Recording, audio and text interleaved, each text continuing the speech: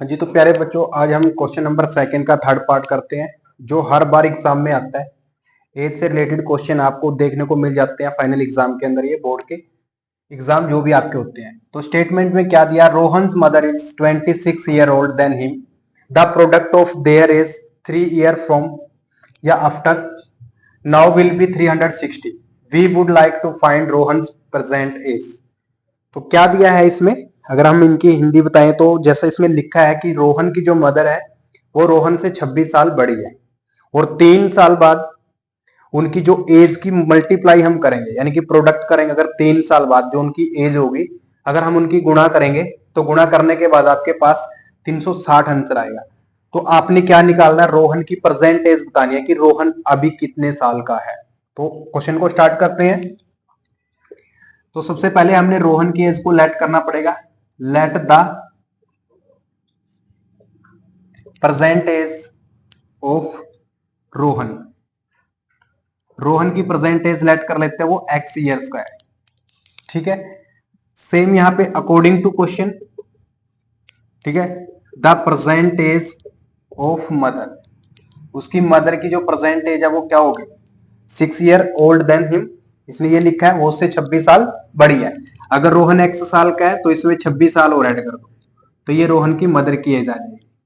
ठीक है, सपोज कीजिए मान लो आप 10 साल के हैं और कोई ये बोलता है कि आपकी मदर आपसे 26 साल बड़ी है, तो 10 में हम 26 ऐड कर देते हैं तो पता चल जाता है कि आपकी मदर 36 ईयर्स की है। तो ऐसे ही मैंने यहाँ पे किया है, रोहन की एज हमने x ईयर्स मानी है प्रेजेंट, क्योंकि गिवन नहीं है, उसकी मदर उससे 26 साल बड़ी है तो x में 26 ऐड कर दिया, तो ये इसकी मदर की एज होगी। अब दोबारा फिर ये क्या कहता है, according to question after 3 years Rohan age, 3 साल बाद रोहन की एज और बढ़ जाएगी। रोहन अब x साल का, तो 3 साल बाद x प्लस 3 इयर्स का हो जाएगा। ठीक है, same age it is after 3 years उसकी जो मदर्स है, उसकी मदर की एज भी ज्यादा हो जाएगी। पहले x प्लस 26 थी, अब 3 और ऐड हो जाएगा इसमें, तो कितनी हो जाएगी x प्लस 29 ईयर्स। ठीक है, अब क्या कहते हैं, ये कहते हैं कि 3 साल बाद उनकी जो एज का प्रोडक्ट है, ठीक है, तो यहां पे लिख रहे हैं after 3 years their age product, वो दे रखा 360, गिवन है, ये आपको दिया है कि 3 साल बाद उनकी जो एज होगी आप उनका प्रोडक्ट करोगे तो आपका आंसर 360 आएगा। तो देखो 3 साल बाद रोहन की एज x प्लस 3, रोहन की मदर की एज x प्लस 29 और इक्वल टू 360। तो पहले हम इसको सॉल्व करते हैं, x के x के साथ मल्टीप्लाई करेंगे x स्क्वायर आएगा, x के 29 के साथ करेंगे 29x आएगा, 3 के x के साथ करेंगे 3x आएगा, 3 की 29 के साथ करेंगे तो यहाँ पे 87 आएगा, इक्वल टू 360।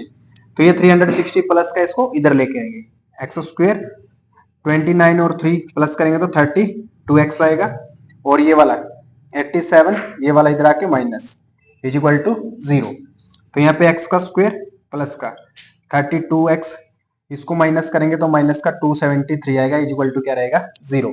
तो अब हम इसके फैक्टर बनाएंगे, यानी कि जो मल्टीप्लाई आपका माइनस का 273 आना चाहिए, और फैक्टर्स को प्लस या माइनस करके आपके पास 32 बचना चाहिए।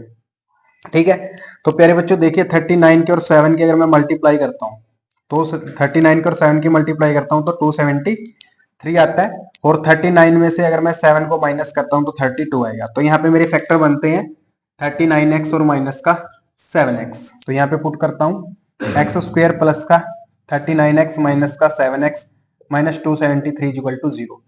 तो यहाँ से जैसे आप देख पा रहे हो दोनों में से x कॉमन आ रहा है, तो x प्लस 39 यहाँ पे बचेगा। यहाँ पे देख पा रहे हो तो 7 कॉमन आ रहा है, तो x plus 39 is equal to 0। तो थोड़ा सा यहाँ पे करते हैं बचा हुआ जो क्वेश्चन है।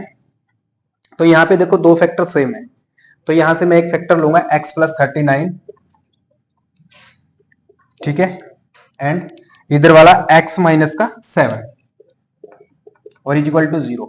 तो x प्लस 39 को 0 के इक्वल रखेंगे, इधर x माइनस 7 को इक्वल 0 रखेंगे, तो x प्लस 39 उधर जाके नेगेटिव हो जाएगा और ये नेगेटिव वाला उधर जाके पॉजिटिव, और ये वाला तो हम क्या कर देते हैं रिजेक्ट, क्योंकि आपको पता है किसी की भी एज नेगेटिव नहीं होती, नेगेटिव नहीं आएगी। तो ये वाली पॉजिटिव है तो इसको हम लेट कर लेते हैं। तो रोहन की जो एज थी वो हमने एक्स ईयर माना था और एक्स की वैल्यू क्या है 7। तो जो रोहन की प्रेजेंट एज है वो 7 ईयर्स है। क्वेश्चन के अकॉर्डिंग आपसे प्रेजेंट एज रोहन की पूछी गई है, लेकिन एग्जामिनर थोड़ा सा इसमें चेंज कर सकता है। वो अब की बार रोहन की एज पूछने की बजाय उसकी मदर की प्रेजेंट एज पूछ सकता है। तो अगर मदर की प्रेजेंट एज पूछता है तो उसको भी आप इजिली निकाल सकते हो। मदर की जो प्रेजेंट एज थी वो x+26 था। ठीक है, तो इसमें 7 में 26 ऐड कर दो तो आपके पास 33 ईयर्स आ जाएगा। ये इसकी मदर की एज हो जाएगी। तो ये था आपका फाइनल आंसर। तो ये क्वेश्चन बहुत ही मोस्ट इंपोर्टेंट है, प्लीज आप जरूर करिएगा। ये आपके एग्जाम में 100% आएगा। ठीक है, तो कोई भी इसको छोड़ के मत जाना, बहुत ही अच्छा क्वेश्चन है। 5 नंबर का क्वेश्चन आना है आपके पास। तो आगे नेक्स्ट हम इसका 4th पार्ट करते हैं जो लास्ट एंड फाइनल है। इसके बाद ही हमारी एक्सरसाइज कंप्लीट हो जाएगी।